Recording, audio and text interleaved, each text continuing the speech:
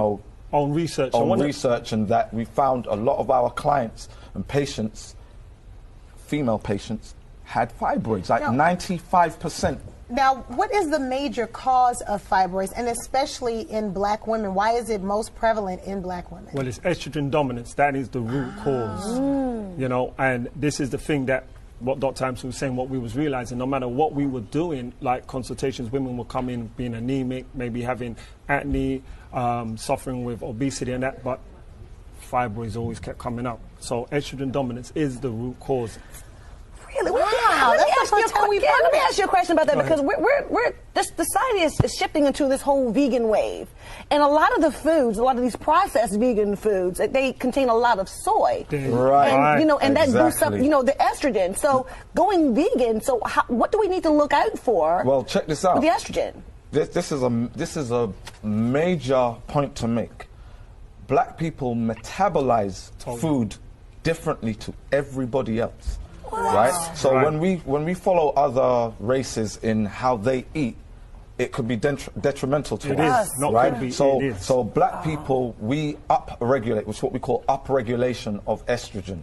We boost it, we amplify the effects of estrogen. Now, estrogen is a steroid. Let's get that straight. It's a steroid. Right? It's a catabolic steroid, meaning it breaks down cells. It gets into cells and attacks the energy of the cell. So cells lose their charge, and then they become food or fodder for white blood cells, and that's where inflammation starts. Yes. So fibroids are inflammation tumors. So inflammation increases your risk of getting fibroids. Right. Because inflammation feeds off estrogen, and it works hand in hand. And then that's what knocks off your cycle. You become more fatigue, heavy bleeding, cramping. Ooh, golly jeepers. I mean, then infertility could kick in. You know, it just ruins your whole personal life. So what we decided when we was looking into this and doing more research is that we wanted to bring a natural alternative. Yes. Okay. And that's what we started doing. Researching, finding the root causes, estrogen dominance, and then finding some of the things that are estrogen inhibitors, which is all surrounding your lifestyle, to round it up.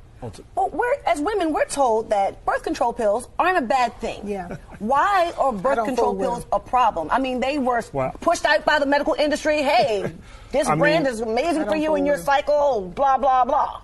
I mean, when you look at the birth control pill, and there's many different types of birth control, you know, you've got the pill, the patch, IUDs, the depot, the injection. What does it do? It tricks the body into thinking that it's pregnant. It also prevents ovulation by injecting or absorbing synthetic estrogen and progesterone. These hormones are synthetic. They're not real. They're not natural. And remember, we said they're steroids. Yes. So now you're dealing with synthetic steroids that are not produced naturally in the body, right? Yes. So, and it's tricking the body. Every time and the trick in the body. The worst thing about it is that these contraception, birth control, is handed out like candy to children.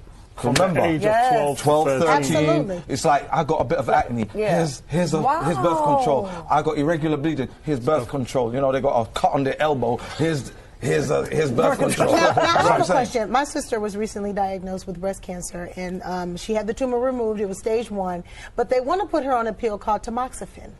And so it's supposed to lower your estrogen. Is this a good thing too then, since it's a medication? Right, and no, it's not. Because when you're looking at things like breast cancer, fibroids, like I just said earlier, you're looking at a dietary issue.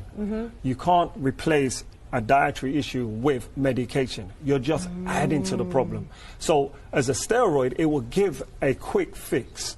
You know, you will start feeling relief in the beginning stages, but over time, this is detrimental to your health. And what happens when they now try to come off that birth control? The side effects. The cascade is going to be totally So what can we do naturally? What's the alternative? So there's a couple of solutions that we'll bring for just taking out some things from your diet. And don't shoot me down when I say these, but things like ice cream, dairy, I don't eat that easy.